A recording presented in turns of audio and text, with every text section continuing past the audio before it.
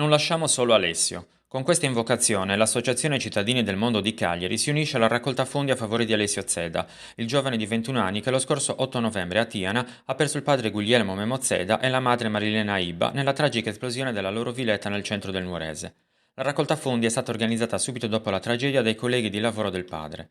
Nell'incidente, anche se feriti gravemente, sono sopravvissuti i nonni di Alessio e i genitori di Marilena, Eugenia Madeidu di 83 anni e il marito Edoardo Iba di 90. Per fortuna Alessio non è rimasto coinvolto nell'incidente perché è studente fuori sede. Ora però la sua situazione, senza casa e senza genitori, non è semplice. Per questo si è subito messa in moto la macchina della solidarietà, che sta coinvolgendo la comunità di Tiana e non solo. Non potevamo rimanere insensibili a questa tragedia che ha colpito un giovane studente universitario di 21 anni che rimane orfano e perde la casa. Un ragazzo che per l'età potrebbe essere nostro figlio o nipote. Alessio, ha commentato Giuseppe Carboni e Carlo Altea, soci fondatori di Cittadini del Mondo di Cagliari e colleghi del padre di Alessio, ha bisogno del nostro sostegno e della nostra solidarietà. In tante altre occasioni e urgenze, gli appelli della nostra associazione si sono trasformati in aiuto concreto. Siamo certi sarà così anche questa volta. Anche le piccole e piccolissime cifre possono essere di grande aiuto.